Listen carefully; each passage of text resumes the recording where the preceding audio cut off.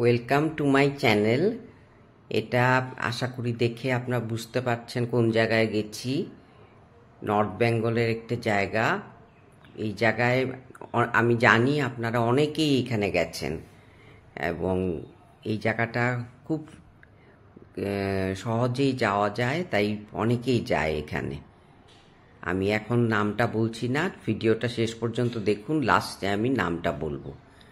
এটা দেখুন কত নৌকা, সব নৌকা ভ্রমণে বেরোয় সবাই এখান থেকে। জলের তলাটা একদম স্পষ্ট, জলটা দেখুন ক্লিয়ার, ক্রিস্টাল ক্লিয়ার জল।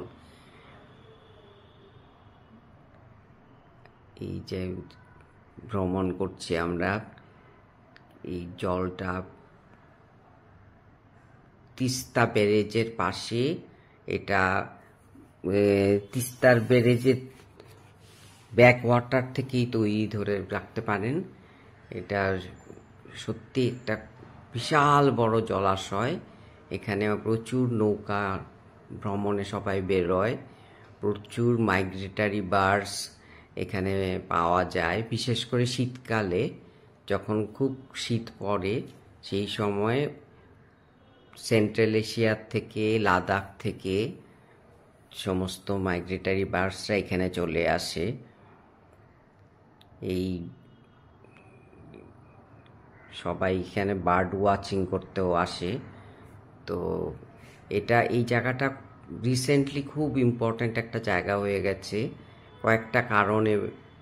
আরও বিশেষ করে এক তো অ্যাক্সেসিবিলিটি, জলপাইগুড়ির থেকে 40 কিলোমিটার দূর, শিলিগুড়ির থেকে মোটে 25 কিলোমিটার দূর, যে কোনোভাবে চলে আসা যায়।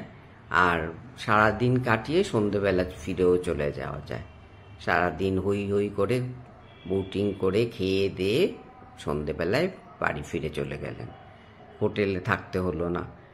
তারপরে হলো এখানে বার্ড ওয়াচিং করতে পারবেন, এটাও আরেকটা কারণ সবাই এখানে প্রেফার করে আসতে।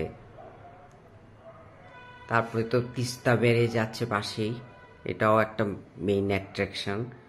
তো অনেক কারণেই এই জায়গাটা আরও বিশেষ প্রসিদ্ধ হয়ে উঠেছে। তবে বার্ড ওয়াচিং, এই যেমন আমরা নৌকাতে ঘুরছি, ভ্রমণ করছি, এই এই ঘোড়াটা আবার কতগুলো স্ল্যাবে বিভক্ত। কোনোটা 1 ঘন্টা, কোনোটা 2 ঘন্টা, কোনোটা 3 ঘন্টা, যেটা একটু লম্বা সময় ধরে যেতে হবে, মানে অনেকটা ভেতরে যেতে হবে। সেখানে পাখির সংখ্যা বেশি দেখা যায়, কারণ ওখানে নৌকা কম যায়, মানুষ কম যায়। আর মানুষের যন্ত্রণায় পাখিগুলো মানে পালিয়ে পালিয়ে বেড়ায়, এই হোগলার বনে বনে ঢুকে ঢুকে থাকে। এই দেখছেন হোগলা। হোগলা এক ধরনের ঘাস, যেটা এই জলেই জন্মায়। আর এইটা যেমন ভালো অনেক কিছু তৈরি করা যায়, সেরকম আবার এটা জলটাকে এনক্রোচও করে ফেলে। তো এটা একটা প্রবলেম। তো এগুলোকে পরিষ্কার করে রাখতে লাগে জলটাকে স্বচ্ছ রাখার জন্য, আর জলটার অ্যাক্সেসিবিলিটিটা রাখবার জন্য। তো যাই হোক, আমরা খুব আনন্দ করে ঘুরেছি আর পাখিও দেখেছি। খুব বেশি পাখি যে দেখতে পেরেছি তা না, বলছিল যে আরও অনেক ভেতরে চলুন, মানে ওই 3 ঘন্টার জার্নি, আমাদের হাতে অতটা সময়ও ছিল না, আর তাই আমরা অত দূরে যাইনি। এই পাখি আমরা এখানেই আশেপাশে যা পেয়েছি দেখেছি। তো ওই পাখিও পালিয়ে পালিয়ে বেড়াচ্ছে, যে যত কাছে আমরা পাখির কাছে যাচ্ছি তত পাখিও পালিয়ে যাচ্ছে। আর 2 নম্বর, এত লোকজন গেছে, এত হই হট্টগোলে, তো ওরা ভয় পাবেই। ওরা দূরে দূরে সরে সরে থাকছে।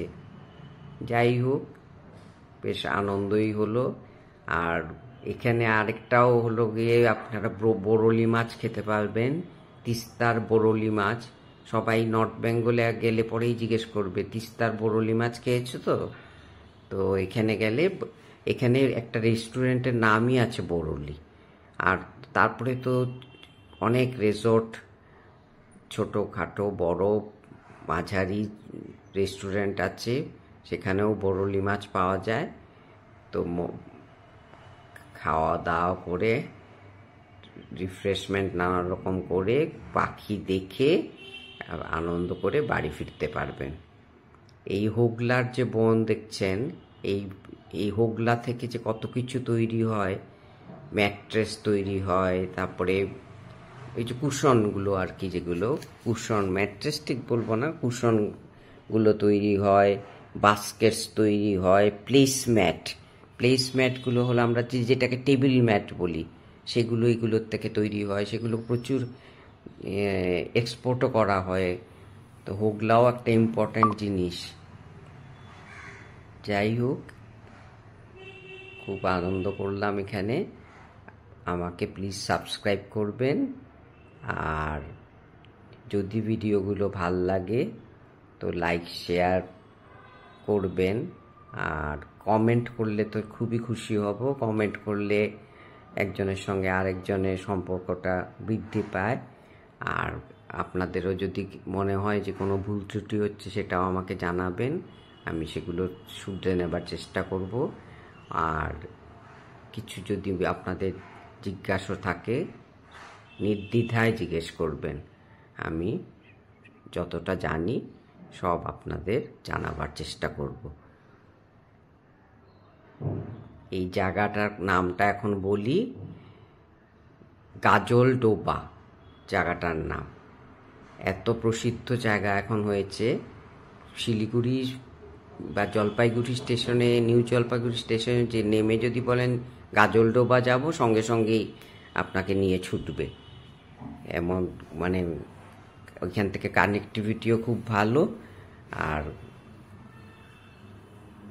খুবই সুন্দর জায়গাটা। আর আশেপাশে খাবার দাবারের রেস্টুরেন্টও, সেগুলো আমি আর এখানে দেখালাম না, আরও বেশি বড় হয়ে যাবে বলে। এই যে সানসেট হচ্ছে, এখন আমাদের বাড়ি ফিরবার পালা।